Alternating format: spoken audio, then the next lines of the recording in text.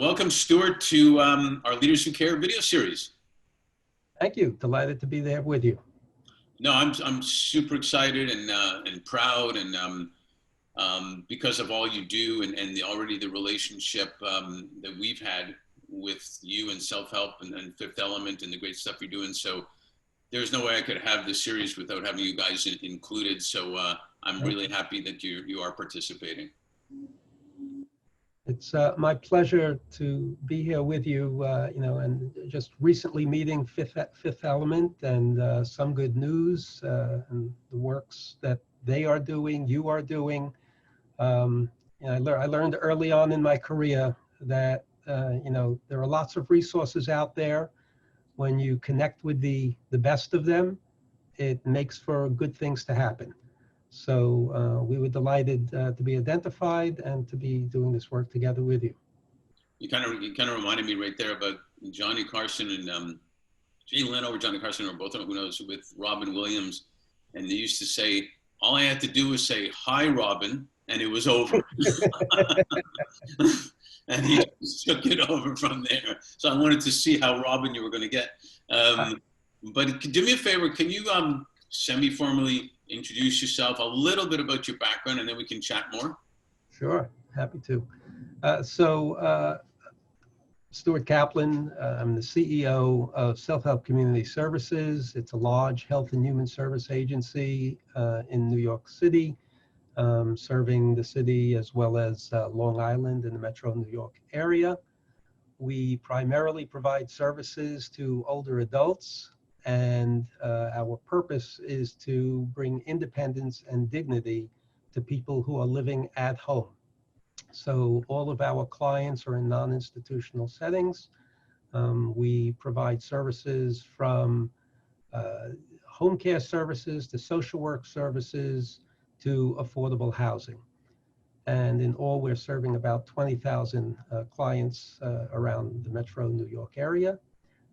Our founding, important, is out of service to Holocaust survivors. So we were founded in 1936 to help people who were fleeing Nazi persecution. And to this day, just almost 85 years later, we are the largest provider of comprehensive services to Holocaust survivors in North America, last year serving over 5,000 survivors. Yeah, that's quite amazing, which I guess kind of leads me to my next question. And I like Simon Sinek a lot. I don't know if you're familiar with him, the why and all that. But and we talked a little bit before about you taking an internship for no money early in your life. And so I got to ask you then, specifically before we really delve more into what your work, why do you do what you do? I have to imagine it goes back to my childhood. I grew up with my grandparents. We lived next to each other, and then next door neighbors, essentially. And at the same time, I was exposed to what was going on in the long-term care setting, which back in those days, which was about the mid-'70s or early '80s, it had its trials and tribulations.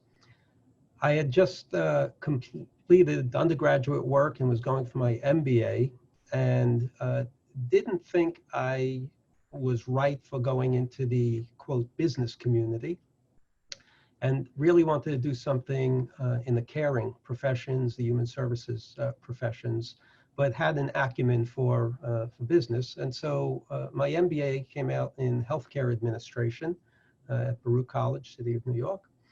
And out of that, I took a look at the nursing home industry, found one that was really excelled, in my opinion, and approached them and said, I would love to work for you as an intern, and already given the punchline. They said, sure, and I offered to do it for free because they didn't have a position there for me. I did it and truly enjoyed it, learned a lot, and then learned from the people who I was working with how talented and dedicated people could really make a difference. And that there were many who I learned from and taught me, but it was really important. And so the why comes, I guess, from my grandparents and recognizing that older people should not be treated as just individuals in institutions without the caring professions. And there is much more to life, even after age 80, 90, or even 100. Yeah, not to mention what we can learn from them, Indeed. to Indeed. say the least. Well, it's taken years and years and years, decades, that I've found, having experience in both the corporate world and the nonprofit world too, to recognize that if they align themselves, if they care about social impact, all types of different, then it's actually good for them and their business. It's actually good for them attracting and keeping talent, etc. So as you said, your background has a lot to do with serving people.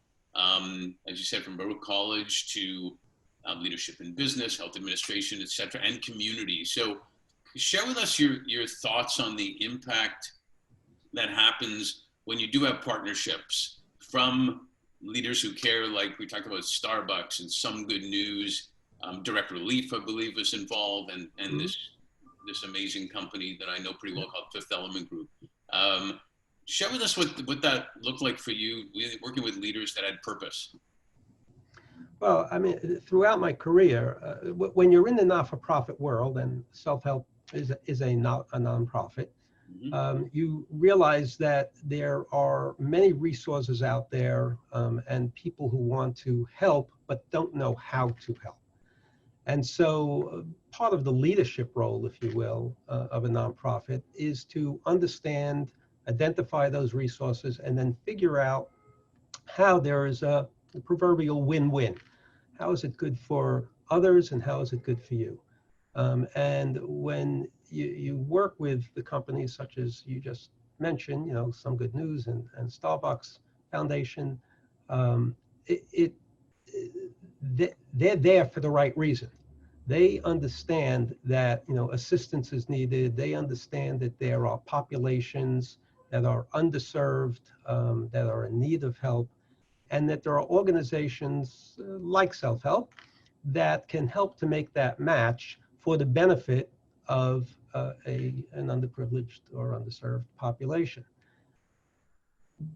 When you get talent like that, and it could be from the foundation, the companies we just spoke about, it could be from individuals, it could be from the philanthropic community, making it work for everybody is really the key to success. And the more you can do that, the stronger it builds. That relationship, as well as the ripple effect of relationships like that. As you build trust, as you demonstrate the integrity, your own as well as your organization's, as you show that you're able to produce what you say you will produce, it just gives you that additional leverage that can set you apart from organizations that are not working hard at that. And so it has to be intentional. It doesn't just happen.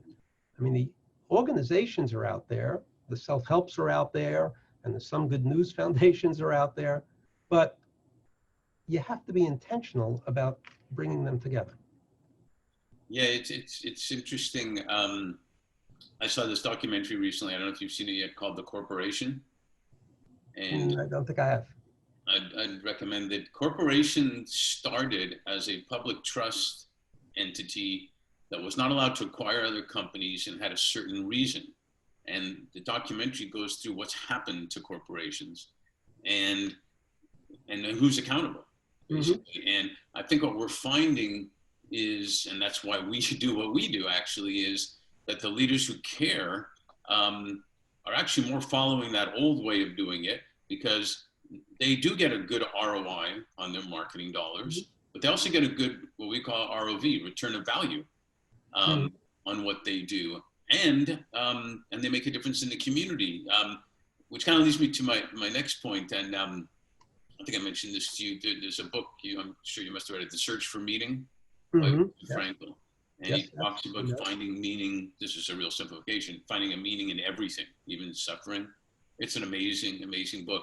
So I know when in the article that was written, with us, Mrs. Horowitz talked about, I've got to read it again, we must never forget, what she said she told to her 3 millennial grandsons, I want my children and grandchildren to know what happened and as many other people as possible so history does not repeat itself.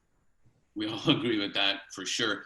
Can you describe how special the people you serve are, the meaning that they reach for in their lives now, and then the value and the meaning it is to us, as human beings and in the community from hearing them? So Holocaust survivors, of course, are a very, very special population. And, our relationships go very deep. We have second, third generation, even fourth generation, great-grandchildren coming now from the founders of self-help. Their resilience, you can't say enough about. I mean, they are here because they were resilient in the first instance.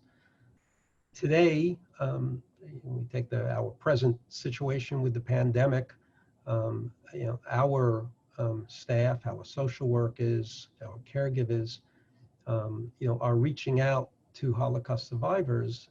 And on day one, early March, let's call it, we were making thousands of calls to survivors because the face-to-face meeting had immediately been shut down. That is what we are known for. That is what we are there for.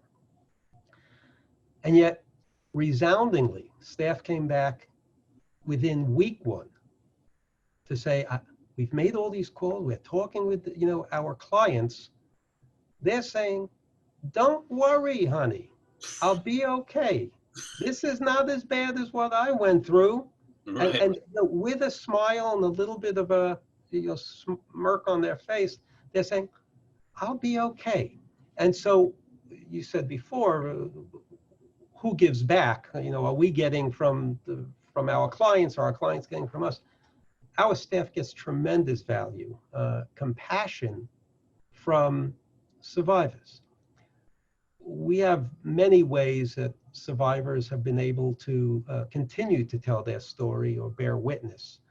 One of the programs that we actually brought over about 8 years ago from Israel is called Witness Theater.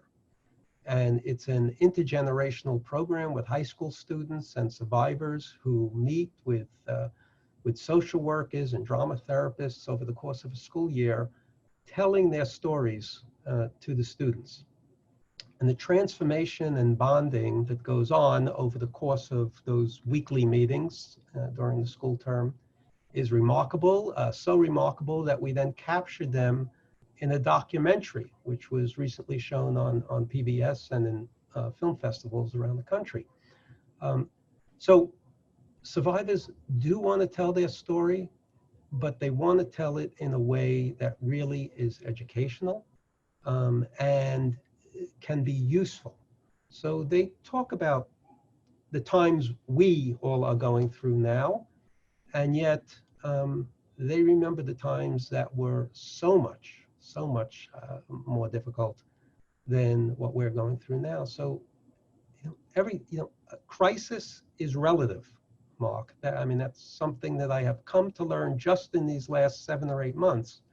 We are all talking about the crisis the world is going through, but Right. it is relative, comparative to what our clients in the Holocaust program have experienced. Yeah, to me that brings back home my grandmother and then my mother would always have this. They had a lot of quotes. I think they stole most of them, but they said them really well. Is if that's the worst thing that happens to you today, you're doing okay. Another one that was one of my favorites. If you tell everybody the truth, you don't have to worry about what you told everybody. I love that one too. So it's all good. Speaking of my grandparents, one thing my grandparents were from the Ukraine. They weren't Holocaust survivors. They knew Holocaust survivors, but they'd have their Ukrainian accent and they would say, as long as you have your health, that's the most important thing. Along the same lines, the one thing I find with all the, branding that's out there, that wasn't a brand for them. That wasn't a slogan. That was real life to them, right. Which I really hit more and more. I got into business about branding it really hit home how much that wasn't, how deep it really was important. And so we've got COVID going crazy. Technology is still going full speed ahead. We've got the tipping point really of racial injustice, all types of injustice going on. Wildfires, you name it. Mother Nature is not a happy camper right now, basically, and we need to make changes. So, have you found in what you do and the people you see that there's been an awakening, if you will, of what's important out there? I do. Clearly, one of the things that I have come to realize also about COVID, I mean, there are lots of revelations, but is that it has become a great equalizer. So it matters not who you are, where you are, what you've done, what you do. We are all in this together. And so from the boardroom to the workroom, whatever the workroom might be, we are all in this together. You do not hide from a virus. And so I think there is the opportunity now to be looking at the work-life balance. How do we live that? And we are all living it, but how do we use that in a constructive way going forward? We're able to see into the living rooms and kitchens of everybody these days. Yeah. And in doing that, we also get a very organic view of each other. And again, whether it's friends, families, employees, business acquaintances, so when the dog runs through the house barking while you're in the middle of, I've had that. We've all seen it, or the baby starts to cry in the background, or in our case, maybe you see the medications of an older adult that are lined up, and the caregiver, a staff member, says, "I'm sorry, can I just take a 5-minute break because I have to help my parent with something." So seeing all of that gives us the opportunity, I believe, to reset a lot of what goes on in terms of the work-life relationship, but also for ourselves as individuals. What is important? I really believe that the issue of importance has and is coming to the fore for everybody. If you only have your health, that will be fine. Let's not worry. Well, I think people are finding certainly that, which your grandmother knew for sure, and we are relearning today. But what do we do? How do we value that, and how do you place a value on that now, which is meaningful for us as we begin to think about whatever life after COVID will be? Yeah, no, that was brilliantly said. Talking to a lot of executives, and one of the reasons I love doing these type of video interviews is you are in people's homes, and I've done that somewhat before because sometimes executives I interviewed would go home and do the interview from there. But the fact of being at home, and I think the fact of missing the hugging, social contact, has seemingly made us more authentic and more trying harder to connect, even though it's through technology than before. Before we connected, but like a lot of people say, we might have been connected, but we weren't really connected. And so I think you're right. And I think seeing the home where you can say, why do you have a shovel behind you, for example? And things like that make it more real. So why do you have a shovel behind you? Well, one of the things that self-help does, and we've been doing this since the mid-'60s, and the first of these, I'll say what these is in a minute, was for Holocaust survivors. So much of who self-help is today is all built upon everything that we provided for the first 30 or 35 years when we were 100% Holocaust survivors, is affordable housing for low-income individuals. And that shovel behind was from a groundbreaking for one of our 12 buildings that we now have, which are places where clients of ours, they're tenants actually, in the buildings. It's independent housing. And if and when they may need services because they are older adults. It may not be, they might move in when they are 65, and it may not be until they are 75 or 80 that some sort of service is needed. We will then provide that assistance as well. So the shovel is a constant reminder to me that there's more to be done. There is more to be done. Yeah, there's no doubt about it. How do you see then the role that I'd call them business leaders who care need to play with respect to well-being? When I say well-being, I mean there's financial well-being, there's physical well-being, there's mental and spiritual well-being of their talent, of their employees, first of all, but also because it does impact business and as a result families, and because then it, by osmosis, impacts community. How do you see that role? I think leaders today, I mean, I'm not sure it's different, but it's certainly different because it's a different lens now.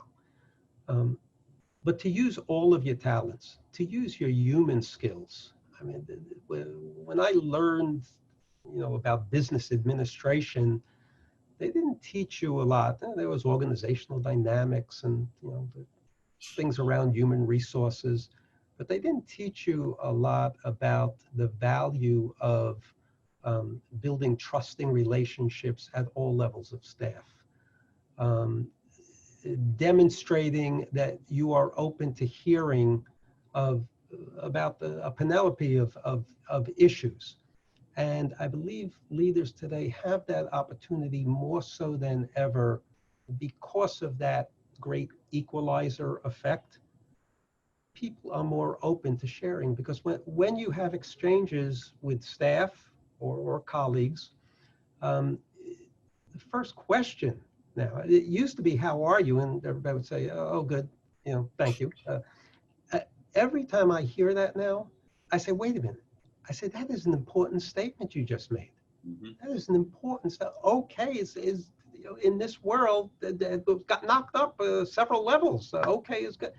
And so, relating to people at a human level, certainly when we're talking leadership in a business context, is really, really important. Tapping into the staff and their talents, you clearly are able to find out more about staff and what really makes them go. You raised the issue of the why earlier. We did a project about asking our entire staff, what is your why? Why do you work at Self-Help? And we did it again. So that was 2 years ago, 3 years ago. We did it again during COVID. We thought there was such tremendous response from the staff, and they felt so good about talking about why they work here. We did it again during COVID, and the responses were astounding, somewhat different, because now it was about helping clients at a distance, but how the clients were helping them also. And so there was back and forth. So I think, tapping into the human side, everything today is very real, very personal. And I think that's what's important. I think, building reciprocity at all levels of the staff builds trust. And I think those are really important things for leaders to be cognizant of now and to tap into and use as we shape this next future. So as a final question, even though I could probably talk to you for 2 hours straight, no problem, on stuff and stories and everything, applying that then to the employees of those companies, like the people at Starbucks, Some Good News, Direct Relief, etc. Talk about how that relationship is, and what we call an omni-win as well. I'm sorry, talk more about that. I didn't quite follow. The human element. Talk about how the relationship you have with a company like a Starbucks or a Starbucks Foundation, which one, FMP Enterprises, those companies. Talk about the omni-win or the win-win, whatever you want to call it, of that partnership. So these are genuine people. The genuineness of individuals, who come into our paths through one route or another, and COVID has brought people, from the woodworks. We did not know the Starbucks Foundation. We did not know FMP. We did not know Some Good News. We did not know you. All of this came about as a result of crisis. So in crisis, there's always opportunity. But it doesn't always work. Make it sound like, this is just a slam dunk. It's not. Right. So again, I really care to make it work. You have to. It has to be intentional. Again, I use that word a lot. It has to be intentional. And what we have found in this relationship is that a phone call, a couple of emails, and all of a sudden things started to happen. And they happened in short order. This was not, in the business world, the call, something happens, and 2 weeks later, and a month later, and I'm taking a vacation, and 6 months later, and then, oh, I forgot, I'm sorry.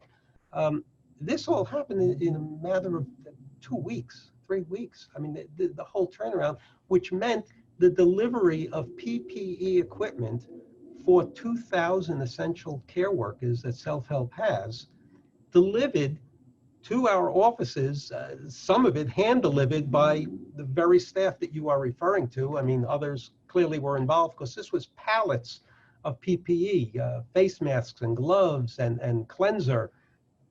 And cleanser. The proof.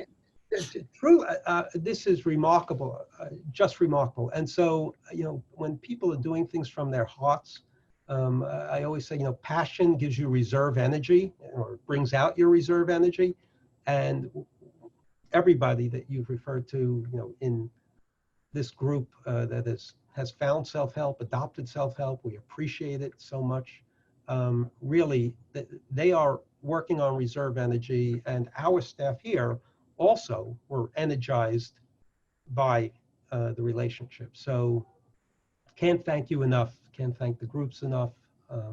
And really, it is going to direct help for 20,000 older adults who truly, unfortunately, socially isolated, vulnerable, but are able to receive our care because of the supplies and donations that came about. Well, you guys really are the leaders who care, and we want you to give a socially distanced hug to everybody over there and all the survivors, and tell them we want to keep hearing their stories for sure. We will do that, Mark. Thank you very much, and thanks to Some Good News and Starbucks Foundation, FMP. Who did I miss? But thank you all. Really, couldn't thank you enough. Well, the feeling's mutual, so keep making them happen, man. We'll do it. We'll do it. Thank you for what you do.